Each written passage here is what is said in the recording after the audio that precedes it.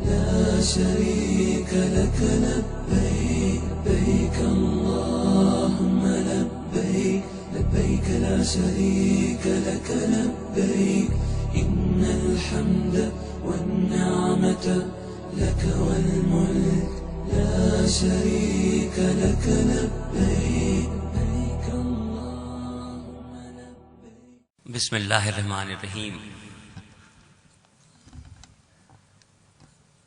اجازت ہو تو اب حج کا بیان شروع کیا جائے.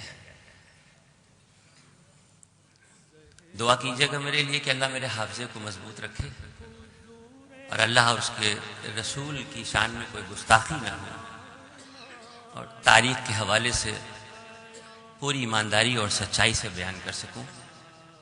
اس کی وجہ یہ ہے کہ نبی کا نام میرے واسطے عنوان حیات ہے. نبی کا ذکر عبادت کے سوا کچھ بھی نہیں. سلام اس پر کہ جس کے گھر نہ چاندی تھی نہ سونا تھا. سلام اس پر کہ ٹوٹا بوریا جس کا بچھونا تھا. فرش پہ ان کے ہم ہمیں، عرش پہ ان کے ہم ہمیں، بھیج رہی ہے کائنات ان پہ درود اور سلام. اس تقریب کے آغاز سے پہلے ایک سوال ہے دل میں جو آپ کے ساتھ آپ کے سامنے رکھتے ہیں اور انشاءاللہ جیسا آپ کا جواب ہوگا اس اعتبار سے ہم اس پروگرام کو آگے کریں گے. جیسا کہ آپ نے کتابوں میں پڑھا ہوگا، بزرگوں سے سنا ہوگا یا گزرے ہوئے سالوں میں جو لوگ حج کر کے واپس آئے ان سے بھی یہ بات پتہ چلی ہوگی کہ حج کے 5 دن ہیں. عربی کیلنڈر کے 12ویں مہینے کی 8 تاریخ سے 12 تاریخ کے جو 5 دن ہیں یہ حج کے دن ہیں. اور ان تاریخوں کے علاوہ، ان دنوں کے علاوہ کسی بھی قیمت پہ کوئی بھی رقم خرچ کر کے سال میں دوبارہ حج نہیں کیا جا سکتا. جب یہ بات طے ہو گئی کہ حج کے صرف 5 دن ہیں تو پھر آپ 40 دن کا سفر کیوں کر رہے ہیں؟ ایک دن پہلے آپ چلے جائیں، 5 دن کا حج کریں، 7ویں دن واپس آ جائیں. نہ کاروبار سے کوئی دشواری، نہ گھر سے دور.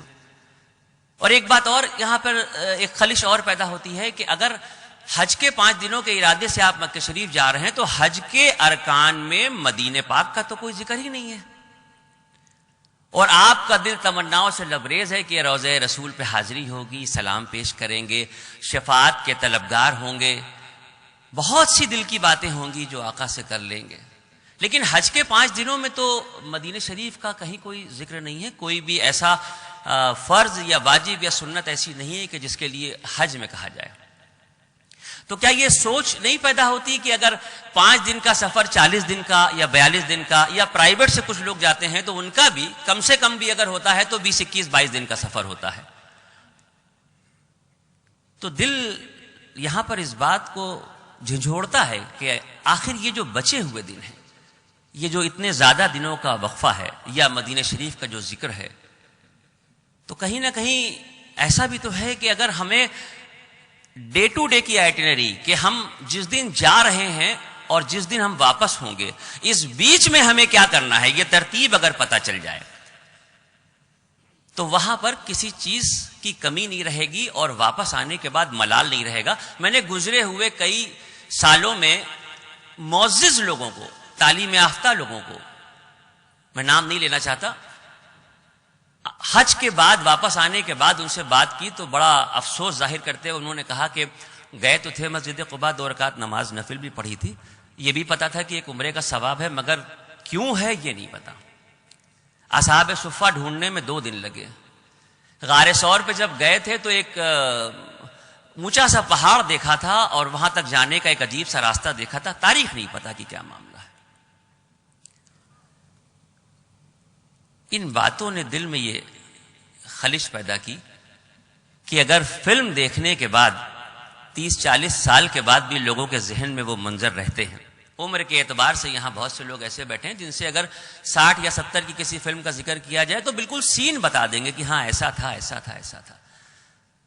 تو مسلمان ہونے کی حیثیت سے ہم پہ یہ لازم ہے کہ کم سے کم اگر ہم ایسے مقدس مقامات کی زیارت کرنے کے لیے وہاں پر جو ہم پہ فرائض ہیں ان کو پورا کرنے کے لیے جا رہے ہیں تو اتنا تو معلوم کر ہی لیں ہم کہ ہاں ہم جو کچھ کریں تو اپنے دل کو یہ سکون رہے کہ ہم نے یہاں پر حاضری دی اور یہاں کے حق کو ادا کرنے کی کوشش کی. باقی اللہ کے اختیار میں ہے کہ وہ قبول کرے.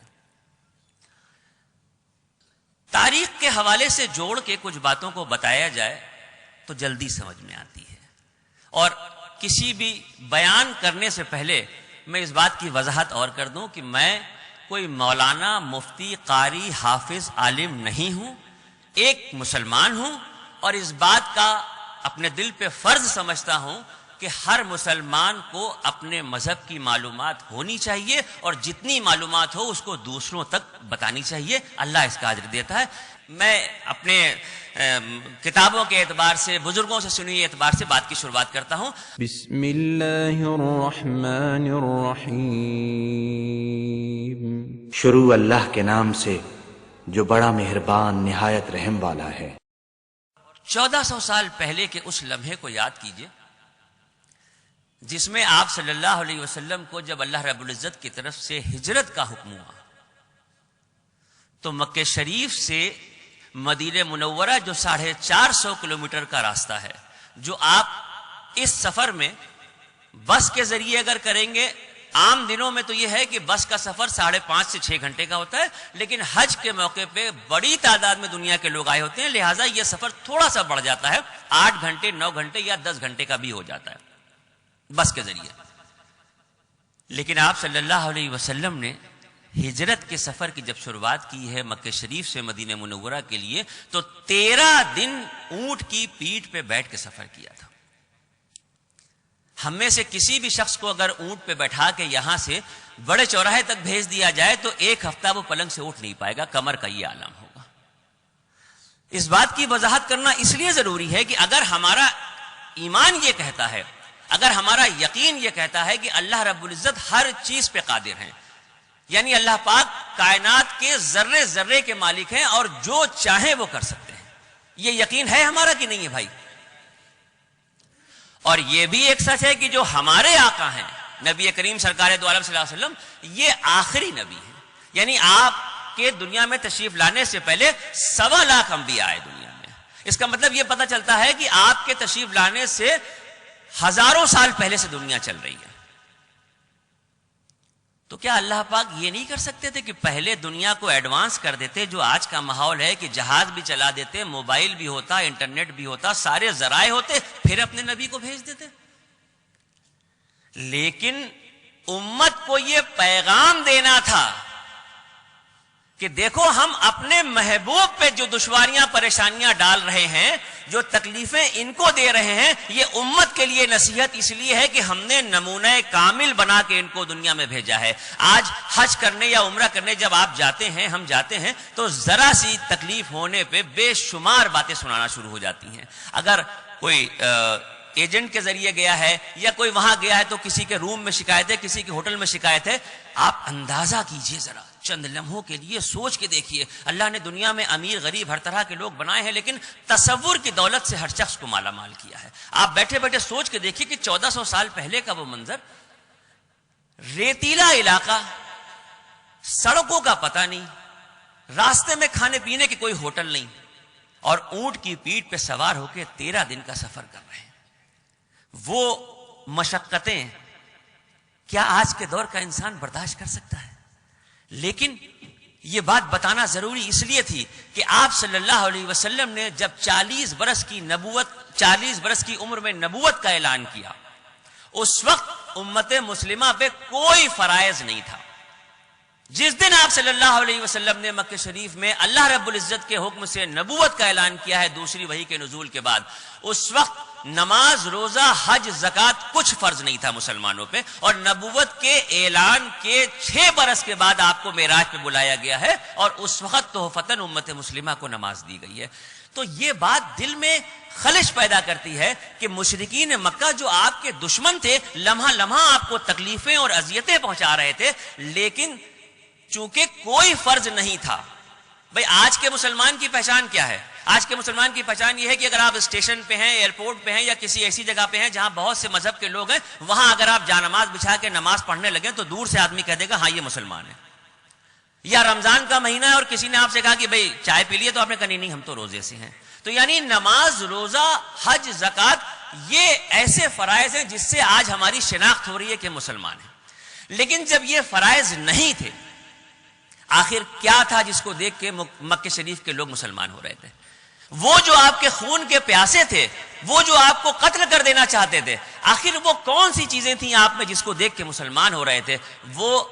وہ چیزیں تھیں جو ہم میں ختم ہو گئی ہیں. وہ کنبہ پروری تھی، وہ اخلاق تھا، وہ امانت داری تھی، وہ دیانت داری تھی، وہ کاروباری لین دین تھے، وہ وعدے کی پابندی تھی، وہ یتیموں کی کفالت تھی، وہ پڑوسی کے حقوق تھے، جنہیں مجبور کر دیا مشرکین مکہ کو اسلام قبول کرنے کے لیے. صبر کی انتہا اگر روح زمین پہ کہیں آپ کو دیکھنی ہے تو کتاب کے پنے پلٹ کے دیکھیے تو اللہ کے نبی کی زندگی سے اندازہ ہوتا ہے کہ دنیا میں تشریف لانے سے اور دنیا سے پردہ فرمانے تک کا جو 63 سال کا عرصہ آپ کا دنیا میں گزرا ہے، اس میں تکلیفوں کے پہاڑ ٹوٹے ہیں. آپ دنیا میں تشریف لائے تو 2 روایتیں ملتی ہیں کہ آپ کے دنیا میں تشریف لانے سے چند روز پہلے آپ کے والد کا انتقال ہوا، اور کسی نے لکھا کہ چند روز بعد آپ کے والد کا انتقال ہوا. 6 سال تک دادا کے ساتھ پرورش 6 سال تک دادا نے پرورش کی، لیکن 6 برس والدہ بھی دنیا سے رخصت ہو گئی. اب صرف دادا کی گود میں پرورش ہو رہی تھی کہ 8 برس کی عمر میں دادا کا بھی انتقال ہو گیا. یہ غموں کا پہاڑ نہیں ہے. آج ہمارے اوپر اگر ذرا سی بھی کوئی تکلیف اور پریشانی آتی ہے تو ہم سب سے پہلے اللہ سے بدگمان ہوتے ہیں کہ بھئی ہم نے تو کسی کا برا نہیں کیا، ہم نے تو کسی کو تکلیف نہیں پہنچائی، یہ ساری پریشانیاں ہمارے ہی اوپر آ رہی ہیں. وہ اس لیے ہمارے دل میں سوچ پیدا ہوتی ہے کہ ہم نبی پاک سرکار دو عالم صلی اللہ علیہ وسلم کی زندگی سے غافل ہیں. اگر ہم ان کی زندگی کے کتاب کے پنوں کو پلٹ کے دیکھ لیں گے تو ہمیں یہ احساس ہو جائے گا کہ اگر اللہ اپنے محبوب کو اتنی آزمائشوں میں ڈال سکتے ہیں تو ہم تو کسی جگہ کھڑے نہیں ہوتے. مدینہ شریف کا جب ذکر شروع ہوتا ہے تو مدینہ شریف کی شروعات مسجد نبوی سے شروع ہوتی ہے، لیکن میں باقی مسجد نبوی سے آگے تو آپ کو پوری ترتیب اسی طرح سے بتاؤں گا جو تاریخ بتاتی ہے، لیکن مسجد نبوی کی سنگ بنیاد رکھنے سے پہلے اللہ کے نبی جب مدینہ پاک پہنچے ہیں تو آپ کا مدینے میں سفر شروع کیسے ہوا تھا، میں وہاں سے شروع کروں گا انشاءاللہ رحمان. جب مدینے کی بستی میں آپ پہنچے تو اس زمانے میں مدینہ شہر کے نام سے نہیں جانا جاتا تھا. چھوٹے چھوٹے قبیلے ہوا کرتے تھے، تابا، طیبہ، یثرب، قبا، اس طریقے الگ الگ چھوٹے چھوٹے سے بستیاں تھیں، چھوٹے چھوٹے سے قبیلے تھے. قبا نام کی بستی میں کلثوم ابن حزم کے مکان میں آپ صلی اللہ علیہ وسلم نے قیام فرمایا. یہ مسجد قبا ہے. مکی زندگی کے 53 سالوں میں نبی کریم سرکار دو عالم صلی اللہ علیہ وسلم نے کسی مسجد کی تعمیر نہیں کی، کیونکہ مکہ شریف میں نمازوں کا فرض ہو جانے کے بعد اللہ رب العزت کی طرف سے 5 وقت کی نمازیں فرض کر دینے کے بعد بھی مکے میں مسلمانوں پہ ایسا ظلم تھا کہ علی اعلان نماز نہیں پڑھ سکتے تھے. مکے کے مسلمان اپنے گھروں میں نماز پڑھتے تھے، گھاٹی میں نماز پڑھتے تھے، کسی غار میں جا کے نماز پڑھتے تھے، پہاڑوں کے پیچھے پڑھتے تھے، علی اعلان نماز نہیں پڑھ سکتے تھے. لہٰذا وہ موقع ہی نہیں تھا، وہ حالات ہی نہیں تھے کہ کوئی مسجد کی تعمیر ہوتی. لہٰذا مکی زندگی کے 53 برسوں میں نبی کریم صلی اللہ علیہ وسلم نے کسی مسجد کی تعمیر نہیں کی. اور جب مکے سے ہجرت فرما کے مدینے کی طرف چلے ہیں تو قبا نام کی بستی میں کلثوم ابن حزم کے مکان میں آپ صلی اللہ علیہ وسلم نے قیام فرمایا. اور 4 دن یا 14 دن الگ الگ 2 روایتیں ہیں. یہ قیام کرنے کے بعد جب مدینے کی طرف چلنے کا ارادہ کیا تو تمام کے تمام صحابہ اکرام جو آپ کے ساتھ تشریف لائے تھے وہاں موجود تھے. ایک مقدس صحابی ہیں حضرت عمار بن یاسر رضی اللہ تعالیٰ عنہ. حضرت عمار بن یاسر رضی اللہ تعالیٰ عنہ وہ صحابی ہیں جنہوں نے اس وقت اسلام قبول کیا تھا جب مسلمان انگلیوں پہ گنے جاتے تھے. اور جو تکلیفیں، جو پریشانیاں حضرت بلال نے اور 3-4 اور صحابہ اکرام کا نام آتا ہے برداشت کی ہیں، اس کا تصور بھی کرنا مشکل ہے. ایک مرتبہ آپ صلی اللہ علیہ وسلم حضرت عمار بن یاسر کے گھر کے باہر سے کہیں تشریف لے جا رہے تھے تو کراہنے کی آوازیں آئیں، تکلیف میں جیسے کوئی کراتا ہے. آپ نے گھر میں داخل ہوئے اور تشریف لے گئے اور پوچھا کہ عمار کیا ہوا؟ تو عمار نے اپنی پیٹھ دکھائی تو پتہ چلا کہ مشرکین مکہ نے جلتی ہوئی آگ سے ان کی پیٹھ کو داغا تھا. بڑے بڑے چھالے اور بڑے بڑے آبلے تھے اور اس میں ایسی شدت کی تکلیف تھی کہ جو آپ سوچ بھی نہیں سکتے. آپ صلی اللہ علیہ وسلم نے اپنا لعاب دہن ان چھالوں پہ، ان آبلوں پہ لگایا، اور جس طرح اللہ پاک نے ابراہیم علیہ السلام پہ آتش نمرود کو گلزار کر دیا تھا، اسی طرح آپ صلی اللہ علیہ وسلم کے لعاب دہن کے لگنے سے عمار بن یاسر کی اس تکلیف میں شفا ہوئی. اور ایک تاریخ اور پتہ چلتی ہے کہ مسلمانوں کی تاریخ میں سب سے پہلے شہادت پانے والی حضرت عمار بن یاسر کی والدہ ہیں حضرت بی بی سمیہ. مشرکین مکہ کا جب ظلم پڑ رہا تھا تو انہوں نے اس وقت جو لوگ اسلام لا چکے تھے سب سے پہلے جس کو شہید کیا وہ بی بی سمیہ تھی جو آپ کی والدہ تھی. اس موقع پہ آگے بڑھتے ہیں اور ہاتھ جوڑ کے عرض کرتے ہیں کہ یا رسول اللہ، کیا یہ مناسب نہ ہوگا کہ آپ کے قیام کی مسرت میں یہاں ایک مسجد کی تعمیر کی جائے؟ آپ صلی اللہ علیہ وسلم نے اس خیال کو پسند فرمایا. سامنے پہاڑ سے ایک پتھر لے کے قبلے کی سمت ایک پتھر رکھا، اور قبلے کی سمت جب پتھر رکھا تو نگاہ اٹھی صحابہ اکرام کے بیچ میں ابو قحافہ کے بیٹے سیدنا صدیق اکبر پہ، اور ان کو حکم ہوا کہ جو پتھر میں نے قبلے کی سمت رکھا ہے اس کے داہنی طرف ایک پتھر رکھو. حضرت ابو بکر نے جب داہنی طرف پتھر رکھا تو ارشاد نبوی ہوتا ہے فاروق اعظم پہ کہ اس پتھر کے داہنی طرف تم ایک پتھر رکھو. اور جب حضرت عمر فاروق بھی پتھر رکھ دیتے ہیں تو عثمان غنی سے یہ کہا جاتا ہے کہ اس پتھر کے داہنی طرف تم ایک پتھر رکھو. اور اس کے بعد جو حد آپ صلی اللہ علیہ وسلم کے ذہن میں تھی کہ مسجد اتنی بڑی ہونی چاہیے، چند اور صحابہ اکرام سے پتھر رکھوائے، اور جب داہنی طرف کی حد مقرر ہو گئی تو آذربائیجان کو حکم ہوا کہ بائیں طرف پتھر رکھو. اس طرح مسجد قباء کی حد بندی پتھروں سے کی گئی. قرآن میں جس کا ذکر ہے کہ یہ وہ مسجد ہے کہ جس کے پہلے ہی دن سے تقویٰ اور پرہیزگاری کی بنیاد پہ رکھا گیا. اس مسجد کی یہ فضیلت ہے کہ اس میں 2 رکعت نماز پڑھنے سے ایک عمرے کا ثواب ہے. نبی کریم سرکار دو عالم صلی اللہ علیہ وسلم سنیچر کے دن اس مسجد میں جایا کرتے تھے. فاروق اعظم ہفتے میں 2 دن، سنیچر کے دن اور اس کے علاوہ کسی ایک دن اور، اس مسجد میں نماز پڑھنے جایا کرتے تھے. آپ اندازہ کر سکتے ہیں اس مسجد کیا فضیلت ہوگی. بات تو اس مسجد کی یہاں پہ ختم ہو گئی، لیکن میرے دماغ میں کچھ نہ کچھ یہ لگتا ہے کہ ابھی اس میں اور کچھ چھپا ہوا ہے. جب وہاں پر تمام صحابہ اکرام موجود تھے تو یہ جو پتھروں کی حد بندی کی گئی، جس ترتیب سے کی گئی، یہ بات یہاں پہ ختم ہو جاتی ہے، لیکن مجھے لگتا ہے کہ یہاں پہ ختم نہیں ہوتی. اس وقت اللہ رب العزت نے اپنے محبوب کے ذریعے امت کو یہ بتا دیا کہ نبی کریم سرکار دو عالم صلی اللہ علیہ وسلم جب دنیا سے پردہ فرمائیں گے تو اس کے بعد کس ترتیب سے مسلمانوں کے خلیفہ مقرر ہوں گے.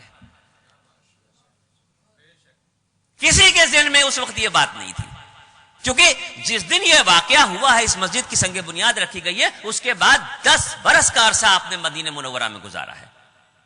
لیکن اللہ رب العزت نے اسی وقت لوگوں کے دلوں پہ اس بات کو القا کر دیا کہ جب آقا نامدار صلی اللہ علیہ وسلم دنیاوی اعتبار سے دنیا کی زندگی پوری کر کے ہمارے پاس آئیں گے تو تم آپس میں جھگڑا نہ کرنا، ترتیب میں ابھی بتا دیتا ہوں.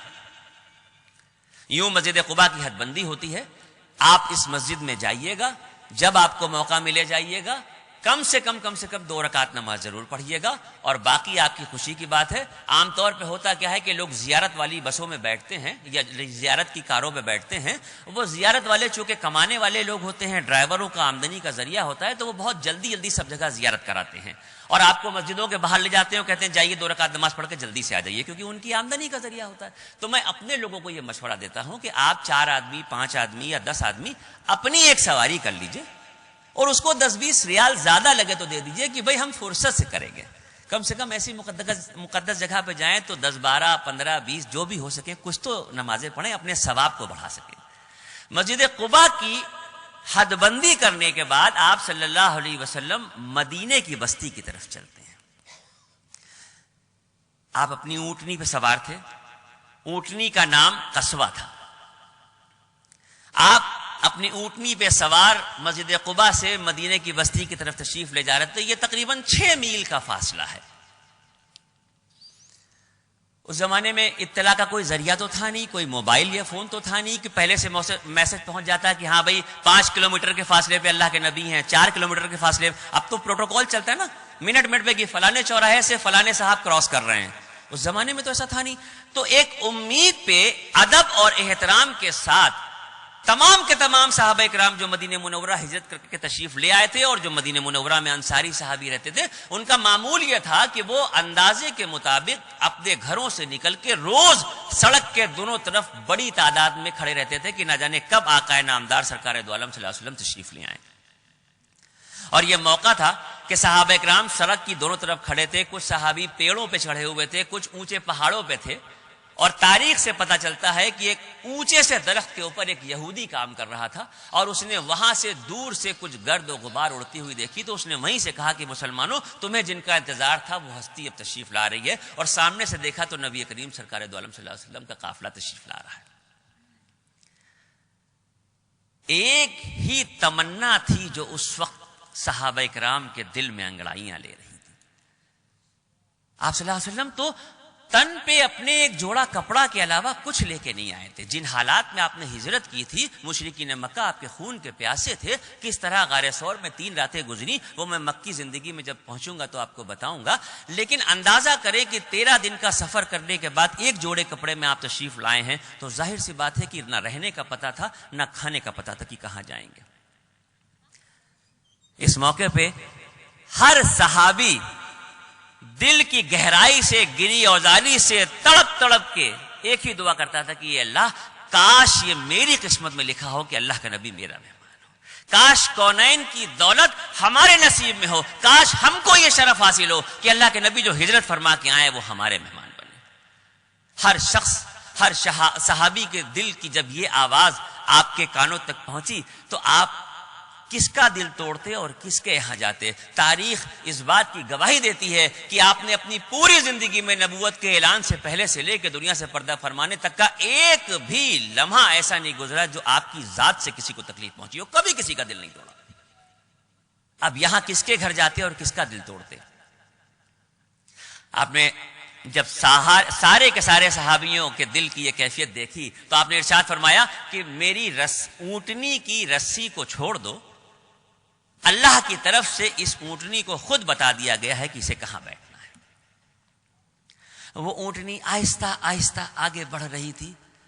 جس صحابی کے گھر کی طرف وہ اونٹنی آتی وہ دل پکڑ کے گری اوزاری سے روتے تھے کہ اے اللہ کاش یہ اونٹنی یہی بیٹھ جائے, اللہ کاش یہ اونٹنی یہی بیٹھ جائے, اے اللہ زندگی میں وہ حسین لمحہ آیا ہے کہ کونین کی دولت ہمارے پاس آ جائے. اور جس صحابی کے گھر کے آگے سے اونٹنی گزر جاتی وہ دل پکڑ کے رو دیتے. کچھ دور چلنے کے بعد وہ اونٹنی ایک بنجر زمین پہ بیٹھ گئی جہاں کھجوریں سکھائی جاتی تھی. جیسے ہی وہ اونٹنی اس بنجر زمین پہ بیٹھتی ہے, صحابہ کرام کی صفوں کو چیرتے ہوئے بھیڑ سے تیزی سے خوشی کا اظہار کر کے دوڑتے ہوئے حضرت ابو ایوب انصاری رضی اللہ تعالیٰ عنہ تشریف لاتے ہیں اور قدموں پہ گر جاتے ہیں کہ یا رسول اللہ, یہ تو میری قسمت میں تھا کہ اللہ کا نبی میرا مہمان ہو, کہ اس بنجر زمین اور اس باڑے سے نزدیک سب سے پہلے میرا مکان. 6 مہینے تک حضرت ابو ایوب انصاری رضی اللہ تعالیٰ عنہ کے گھر مکان میں آپ نے قیام فرمایا. اور 6 مہینے گزر جانے کے بعد آپ نے صحابہ کرام کو جمع کیا اور ارشاد فرمایا کہ یہ زمین کس کی ہے جہاں میری اونٹنی بیٹھی تھی. تمام کے تمام مدینے میں انصار و مہاجرین صحابی اس وقت موجود تھے, لیکن انصاری صحابی مدینے کے صاحب حیثیت صحابی جو تھے, یوں کہہ سکتے ہیں کہ ٹاپ 5 صحابی جو حیثیت کے اعتبار سے تھے, اس میں اسد ابن زرارہ رضی اللہ تعالیٰ عنہ ایک ہے. کھڑے ہوتے ہیں, عرض کرتے ہیں یا رسول اللہ یہ تو پتہ چلے کہ آپ کیوں پوچھ رہے ہیں اس زمین کے بارے میں.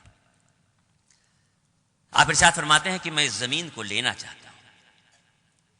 صحابہ اکرام جو جان و تن کا نذرانہ پیش کرنے کے لیے ہر لمحہ تیار رہتے تھے, وہ بھلا ایک زمین کے ٹکڑے کو دینے سے انکار کرتے.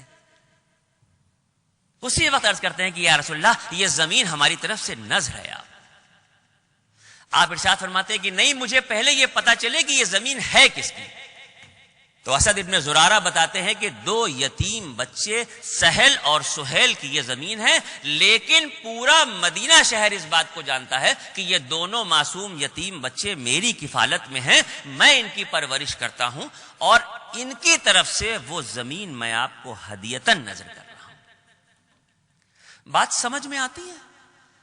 ایک صاحب حیثیت شخص یہ بات کہہ رہا ہے کہ یہ زمین ہم آپ، اچھا انہوں نے یہ بھی کہا کہ ہم اس زمین کو نذر کرتے ہیں اور اس کے بدلے مدینے کا جو فلاں باغ ہے ہمارا، وہ باغ ہم ان بچوں کے نام کیے دیتے ہیں۔ یعنی آپ صلی اللہ علیہ وسلم کی جو خواہش ہے اس زمین کی، تو میں نذر کر دیتا ہوں اور ان بچوں کی حق تلفی نہ ہو، لہذا فلاں باغ بچوں کے نام کر دیتا ہوں۔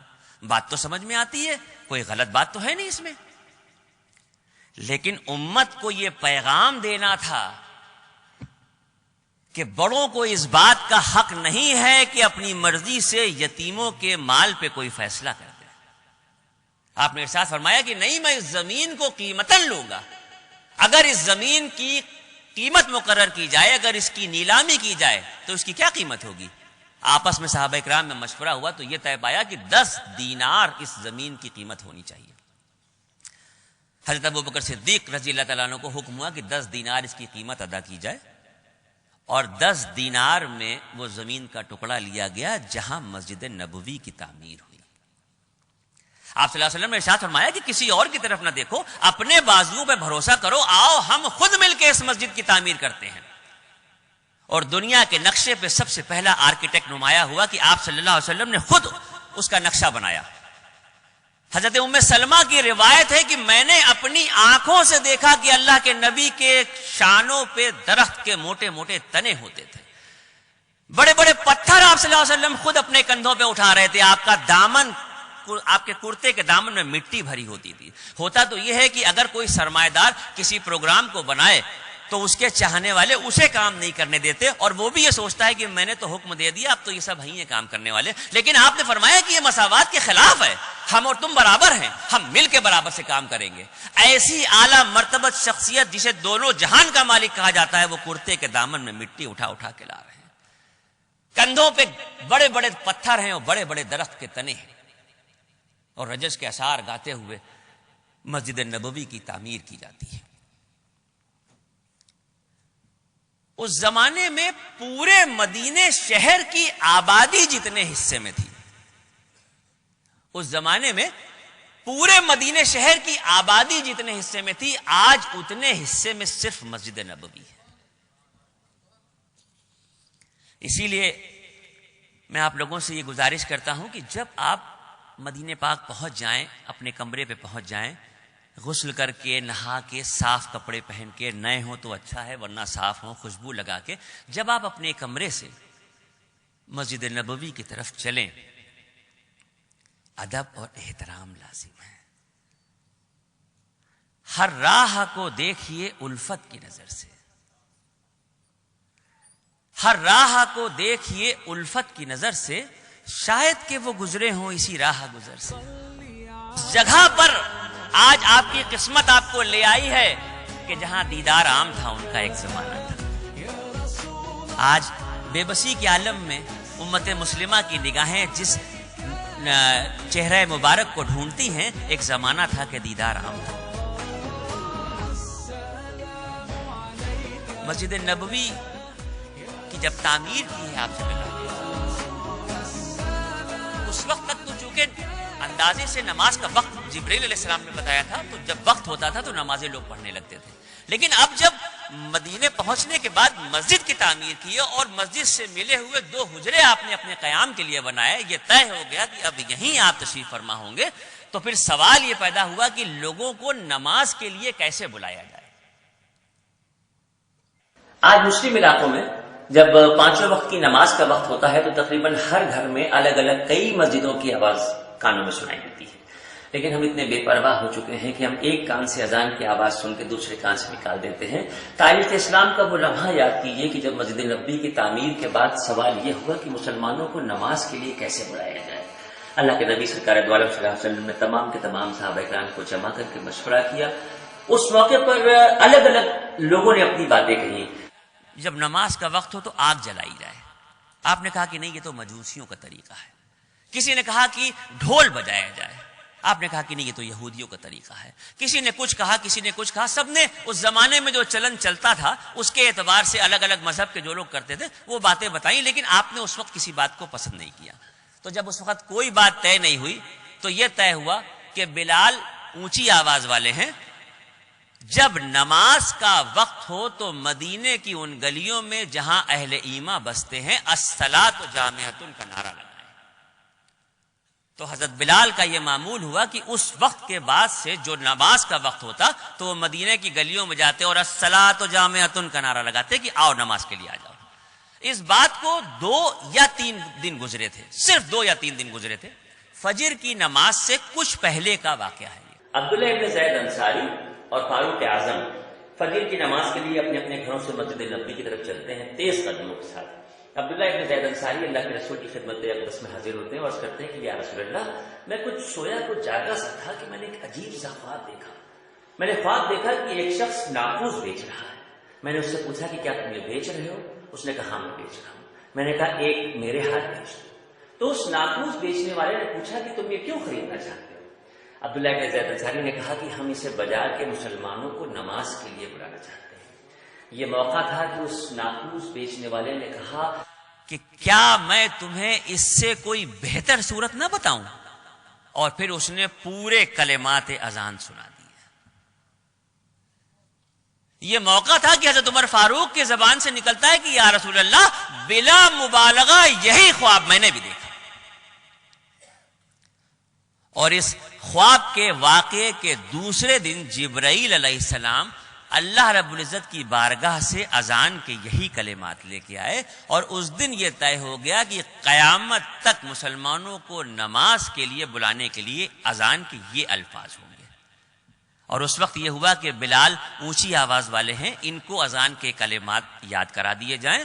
عبداللہ ابن زید انصاری سے یہ حکم دیا گیا, اور پھر چشم فلک نے وہ منظر دیکھا کہ حضرت بلال اللہ کے رسول کے حکم پہ مسجد نبوی کی دیوار پہ کھڑے ہوئے, اور پہلی مرتبہ مؤذن بارگاہ نبوی کی زبان سے اذان کے کلمات فضاؤں میں گونجے. آپ صلی اللہ علیہ وسلم نے ارشاد فرمایا کہ قیامت کے دن اذان دینے والوں کی گردنیں اٹھی ہوئی ہوں گی, ان کے چہرے چمک رہے ہوں گے. یعنی اذان دینے والے کا, مؤذن کا یہ مرتبہ ہے کہ قیامت کے دن اذان دینے والوں کی گردنیں اٹھی ہوئی ہوں گی, ان کے چہرے چمک رہے ہوں گے. اور ہماری بدنصیبی یہ ہے کہ 1400 اور 1500 روپے میں ہم مؤذن کی تنخواہ پہ اس کو رکھتے ہیں, اور اس میں یہ رہتا ہے کہ مسجد کی صفائی بھی تمہیں کو کرنی ہے. ضمیر کو جھنجھوڑنے والی بات یا نہیں ہے؟ جس کے مرتبے کی انتہا یہ ہے کہ قیامت کے دن وہ ہم میں سب سے الگ دکھ رہا ہوگا, اس کی گردنیں اٹھی ہوئی ہوں گی, چہرے چمک رہے ہوں گے, دور سے لوگ پہچان لیں گے کہ ارے یہ اذان دینے والے آ رہے ہیں, مؤذن آ رہے ہیں. وہ 1400 اور 1500 روپے کی تنخواہ پہ مسجدوں میں کام کر رہے ہیں, اور اگر صفائی پراپر نہ کریں تو امام صاحب کی یا متولی صاحب کی ڈانٹ سنتے ہیں کہ اگلے مہینے سے ہٹا دیے جاؤ گے. ہم صرف آج برائی میں حسکا کرتے ہیں, اس وقت اچھائی میں حسکا ہوتا تھا. جب آپ صلی اللہ علیہ وسلم نے یہ عظمت اور فضیلت بتائی کہ اذان دینے والوں کا یہ مرتبہ ہوگا, تو کئی صحابیوں نے ہاتھ جوڑ کے عرض کیا کہ یا رسول اللہ یہ تو ہمارے ساتھ حق تلفی ہو رہی ہے. حضرت بلال کی قسمت میں یہ آیا کہ وہ زندگی میں اذان دیں گے اور ہم اذان سے محروم رہیں گے. تو اس وقت آپ نے ارشاد فرمایا کہ اذان کے الفاظ جب تمہارے کانوں میں سنائی دیں, یعنی مؤذن کی زبان سے اللہ اکبر کی صدا بلند ہوئی, تو جب مؤذن کے الفاظ مکمل ہو جائیں تو سننے والے اس کو دہراتے جائیں. جب سننے والے دہراتے جائیں گے تو وہ بھی اسی ثواب کے مستحق ہوں گے. اتنی آسانی سے اعمال کی کمائی, کسی چیز کی کمائی دنیا میں کہیں نہیں ہو سکتی. یہاں فری میں سب کچھ دیا جا رہا ہے. اللہ پاک بہانے ڈھونڈ رہے ہیں کہ تم کچھ تو ایسا کر دو کہ مجھے بخشنے کے لیے, مغفرت کے لیے کوئی ذریعہ مل جائے. بھئی یہ بھی تو ترتیب بن سکتی تھی کہ ایک دن یہ اذان دیں گے, ایک دن یہ دیں گے, ایک دن یہ دیں گے. سارے صحابی اللہ کو عزیز تھے, اللہ کے رسول کو عزیز تھے, لیکن آپ نے امت کے لیے کر دیا. آپ نے فرمایا کہ جب مؤذن کی آواز تمہارے کان میں آئے تو مؤذن کے الفاظوں کو تم دہراؤ, اور جب اشہد ان محمد رسول اللہ ہے تو صلی اللہ علیہ وسلم کو. اذان اس طرح سے شروع ہوئی, اور اس اذان کی شروعات کے 10 یا 12 دن کے بعد تاریخ میں ایک چیز کا اضافہ اور ہونا تھا. حضرت بلال کا معمول یہ تھا کہ وہ فجر کی نماز کے بعد مسجد نبوی کی دیوار سے اترتے اور اللہ کے رسول کے حجرہ مبارک کے باہر آ کے کھڑے ہو جاتے اور چند لمحوں میں اللہ کے نبی اپنے حجرہ مبارک سے تشریف لاتے. حضرت بلال پروٹوکول کی حیثیت سے آپ کے ساتھ ساتھ مسجد نبوی میں آتے اور یوں جماعت ہوتی.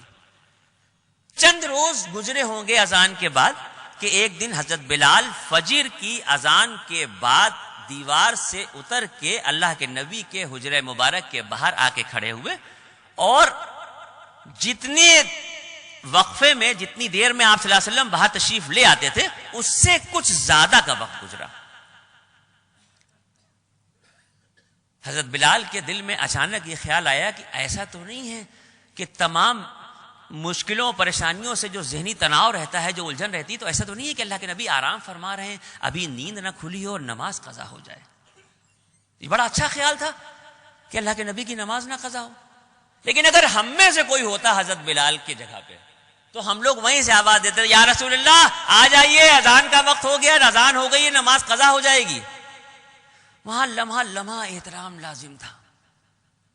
وہاں یہ پتا تھا کہ ہم کس عظیم شخصیت کے ساتھ کھڑے ہیں اور کس سے گفتگو کر رہے ہیں. لہذا ادباً احتراماً حجرہ مبارک کے باہر انتظار کرنے کے بعد حضرت بلال کی زبان سے اچانک نکلا, الصلاۃ خیر من النوم, سونے سے بہتر ہے نماز. ابھی یہ جملہ ادا ہو ہی رہا تھا کہ مسکراتے ہوئے آپ صلی اللہ علیہ وسلم اپنے حجرہ مبارک کا پردہ اٹھاتے ہیں اور باہر تشریف لاتے ہیں, حضرت بلال کو دیکھتے ہیں اور مسکرا کے کہتے ہیں کہ فجر کی اذان میں اس فقرے کو بھی شامل کر لو. اب قیامت تک اذان کے الفاظ میں کسی کو پھیر بدل کرنے کی کوئی اجازت نہیں ہے. مسجد نبوی آج اس طرح کی ہے, فرش پہ ان کے ہم ہمیں, عرش پہ ان کے ہم ہمیں, بھیج رہی ہے کائنات ان پہ درود اور سلام. لہذا مدینہ شریف پہنچنے کے بعد کثرت سے درود پڑھیے. لوگوں کو بشارت ہوئی ہے اس بات کی کہ جنہوں نے کثرت سے مدینہ پاک میں درود پاک کا نذرانہ پیش کیا ہے ان کو اللہ کے نبی کی بشارت ہوئی ہے. مسجد نبوی اتنے علاقے میں بن چکی ہے جتنے میں مدینہ تھا, اور مسجد نبوی کے بہت سے دروازے, ایک اندازے کے مطابق 100 سے زیادہ دروازے ہیں. آپ کسی بھی دروازے سے داخل ہوئیں گے تو روضہ رسول تک پہنچ جائیں گے. لیکن یہاں پہ دو باتیں آتی ہیں. ایک بات تو یہ ہے کہ آپ کسی بھی دروازے سے اگر مسجد نبوی میں داخل ہوتے ہیں تو دل میں اس بات کا خیال رکھیے گا کہ اس دروازے سے داخل ہونے کے بعد روضہ رسول تک پہنچنے کے لیے نہ جانے کون کون سے صحابہ کرام کے گھروں سے ہوتے ہوئے آپ جا رہے ہیں. سارے مکان تو وہیں بنے ہوئے تھے, بستی تو وہی تھی. لیکن کتابوں میں ایک چیز اور پڑھنے کو ملی ہے کہ جب آپ پہلی مرتبہ مدینہ شریف پہنچے تو مسجد نبوی میں داخل ہونے کے لیے باب جبرائیل سے داخل ہونا افضل ہے. یوں تو مسجد نبوی ہی افضل ہے, کسی بھی دروازے سے آپ جائیں. لیکن میں یہ سمجھتا ہوں کہ سب سے بڑا کاروباری وہ ہوتا ہے جو اپنے کام میں پروفٹ کو زیادہ سے زیادہ بڑھانے کی کوشش کرے. اگر آج آپ کو یہ پتا چل جائے کہ یہ جو چیز تم بیچ رہے ہو گورنمنٹ کی طرف سے کل اس کا بھاؤ بڑھنے والا ہے, تو کسی بھی قیمت پہ آدمی آج وہ مال نہیں بیچے گا, روک لے گا کہ کل بیچیں گے. اور دنیا کی کرنسی مال ہے, آخرت کی کرنسی اعمال ہے. اگر اللہ رب العزت نے ارشاد فرمایا کہ جس طرح انسان کی موت اس کو ڈھونڈ کے اس تک پہنچتی ہے اسی طرح اس کا رزق اس کو ڈھونڈ کے اس تک پہنچے گا, تو جب ہماری زندگی کا آخری سانس سے پہلے تک کا رزق اللہ نے کنفرم کر دیا ہے تو سمجھدار آدمی کی تو پہچان یہ ہے کہ اعمال کی کرنسی کی اگر انکم ہو, مال کی کرنسی کی اگر انکم ہو چکی ہے تو اعمال کی کرنسی کی انکم کرو. تو اگر یہ بتایا گیا کہ باب جبرائیل سے داخل ہونا افضل ہے, کیونکہ باب جبرائیل سے جب آپ داخل ہوتے ہیں تو وہیں پہ روضہ رسول ہے, وہیں پہ ریاض الجنہ ہے, وہیں پہ اصحاب صفہ ہے, اور جبرائیل علیہ السلام اسی طرف سے تشریف لاتے تھے جب کسی وحی کا نزول ہوتا تھا. لہذا یہ باب جبرائیل کا میں نے راستہ دکھایا. تو جو باب بقی کا دروازہ ہے جہاں سے آپ کو بھیڑ نکلتی ہوئی دکھے گی، یہ پہچان ہے، پوری مسجد نبوی کے کسی بھی دروازے پہ نگاہ ڈالیے گا تو لوگ آ رہے ہوں گے، جا رہے ہوں گے، لیکن واحد یہ دروازہ ہوگا جس سے لوگ صرف آ رہے ہوں گے۔ تو جس دروازے سے لوگوں کو صرف آتا ہوا دیکھیے، اس سے ٹھیک پہلے ایک دروازہ ہے جو باب جبرائیل ہے۔ اور اگر یہاں پہنچنے کے بعد ترتیب کے اعتبار سے، کبھی کبھی صفائی کے اعتبار سے وہاں پر پولیس والے راستے کو بند کر دیتے ہیں، تو آپ راستے کو بند دیکھ کے، دروازے کو بند دیکھ کے یہ نہ سمجھیں کہ یہ ہمیشہ کے لیے بند ہو گیا، کچھ دیر کے لیے بند ہوتا ہے وہ، اور اس کے بعد پھر کھل جاتا ہے۔ اس کی فضیلت کیا ہے؟ ایک تو جبرائیل علیہ السلام یہاں سے تشریف لاتے تھے، آپ باب جبرائیل سے جیسے ہی اندر داخل ہوں گے، باب جبرائیل سے داخل ہوتے ہی جیسے ہی آپ اس طرح سے باب جبرائیل سے داخل ہوں گے تو آپ 12 یا 13 قدم اپنے قدموں کے اعتبار سے چلیں گے کہ سیدھے ہاتھ پہ یہ چبوترا آپ کو دکھائی دے گا، صفہ۔ سوال یہ پیدا ہوتا ہے کہ جب پوری مسجد ایک پلیٹ فارم پہ بنی ہوئی ہے، پوری مسجد کا فرش ایک برابر ہے، تو پھر آخر یہ 1.5 فٹ اونچا یہ چبوترا اونچا کیوں کیا گیا؟ کسی کے ٹھوکر لگ سکتی ہے، کوئی گر سکتا ہے، اس کو بھی توڑ کے برابر کر دینا چاہیے تھا۔ خلش پیدا ہوتی ہے، تاریخ دیکھنے پہ مجبور ہوتا ہے انسان کہ آخر اس چبوترے کو کیوں نہیں توڑا۔ روضہ رسول کے بالکل سامنے ہے، باب جبرائیل سے داخل ہوئیے تو داہنے ہاتھ پہ سب سے پہلے یہ ہے۔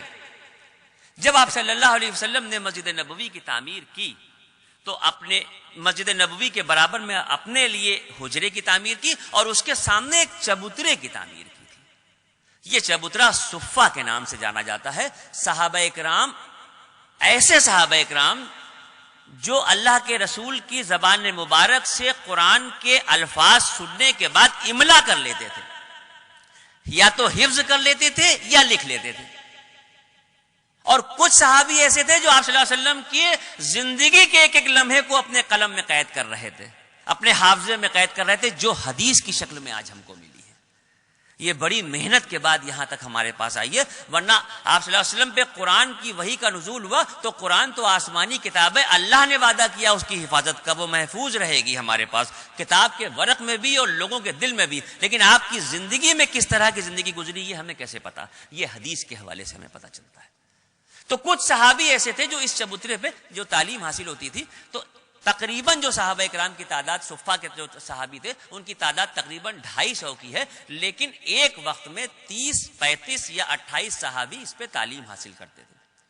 اور اسی مفلسی کے عالم میں سپوز 30 صحابی ہیں یا 35 ہیں، تو اس میں سے 10-12 ایسے ہوتے تھے جو مدینے کی بستی میں جاتے تھے، لکڑیاں کاٹتے تھے، محنت مزدوری کرتے تھے، کچھ آمدنی کماتے تھے، اور جو پیسے ملتے تھے، جو معاوضہ ملتا تھا کام کے بعد، اس سے کھانے پینے کی کچھ چیز لے کے آتے تھے اور سب لوگ آپس میں مل کے کھاتے تھے۔ لیکن ایسا بھی ہوتا تھا کہ کئی دن فاقے کے گزر جاتے تھے۔ اللہ معاف کرے، مجھے کہنا نہیں چاہیے، لیکن آج مجھے نہیں لگتا کہ اس بھیڑ میں کوئی بھی شخص ایسا ہو جس نے 1 دن یا 2 دن کا فاقہ کیا ہو۔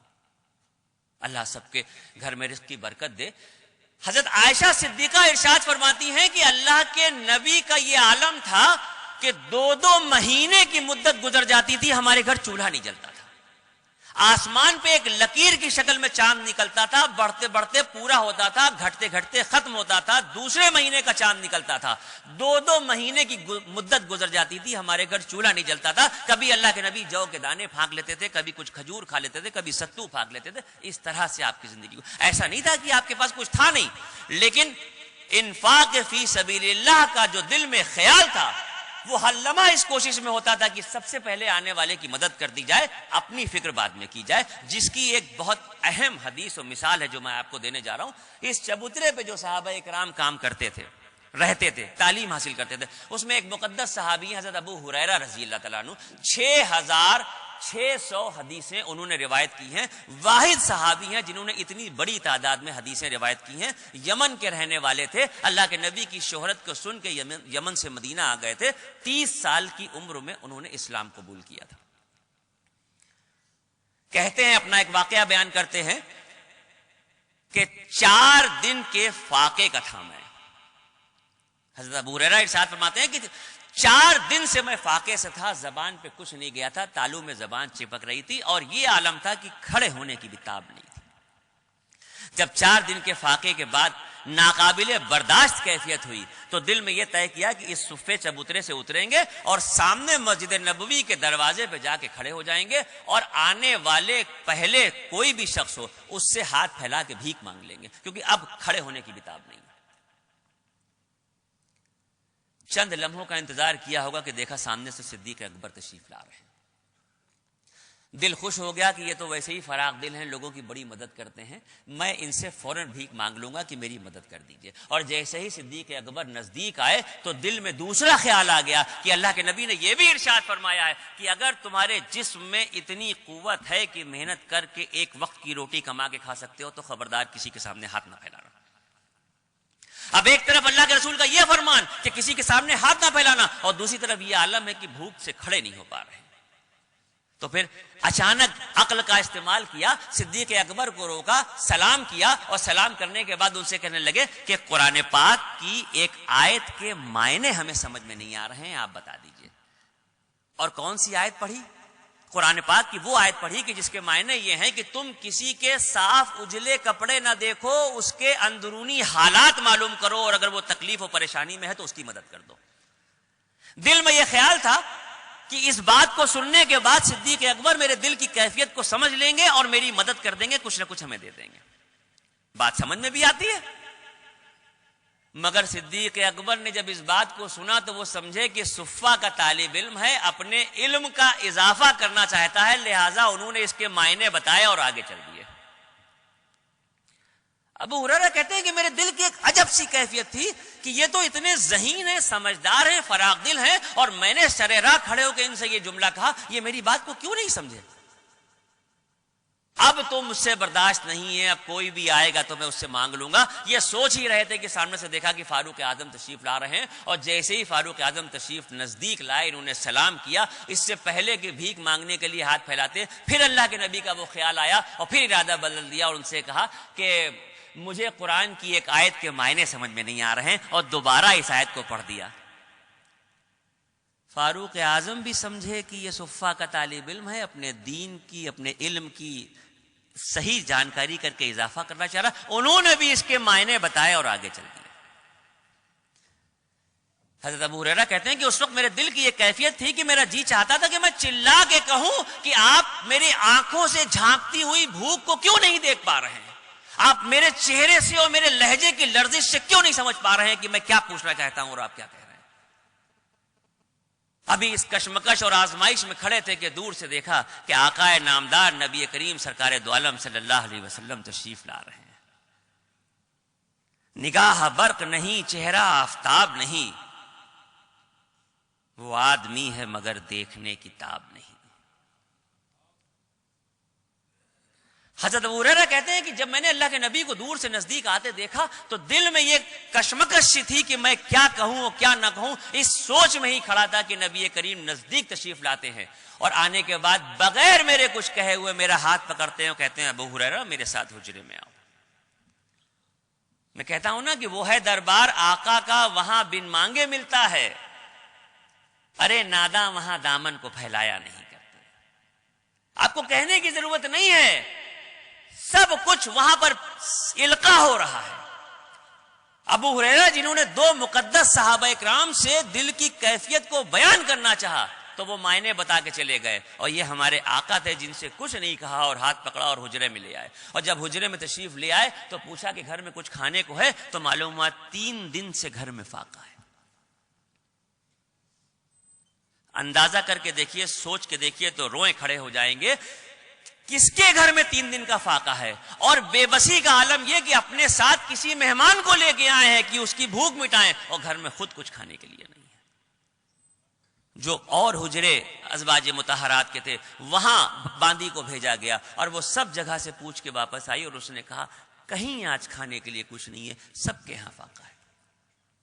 حضرت ابو ہریرہ کہتے ہیں کہ میرے دل کی ایک عجب سی کیفیت تھی اور مجھے دل میں یہ خیال ہو رہا تھا کہ یا اللہ یہ کیا مجھ سے غلطی ہو گئی کہ اللہ کے نبی جو میری مدد کرنا چاہتے ہیں اور خاموش بیٹھے ہوئے ہیں کہ اللہ کوئی اسباب پیدا کرے. ابھی چند لمحوں کا وقت گزرا تھا کہ ایک باندی دوڑی آئی اور اس نے بتایا کہ یا رسول اللہ فلانی ازواج مطہرات فلانی آپ کی اہلیہ کے یہاں کوئی دودھ کا ایک پیالہ دے گیا ہے. آپ نے ارشاد فرمایا کہ فوراً وہ دودھ کا پیالہ لے آؤ. وہ دودھ کا بھرا ہوا پیالہ آیا تو وہ دودھ کا بھرا ہوا پیالہ آپ نے ابو ہریرہ کو دیا اور کہا اس کو لے کے جاؤ صفہ کے جو اور طالب علم ہیں ان کو بھی پلاؤ اور خود بھی پیو. ابو ہریرہ کہتے ہیں کہ میرے جسم کے روئیں کھڑے ہو گئے کہ یہ مجھ سے کیا گناہ ہو گیا کہ آج میری وجہ سے اللہ کے رسول کے ایک فاقے میں اور اضافہ ہو گیا.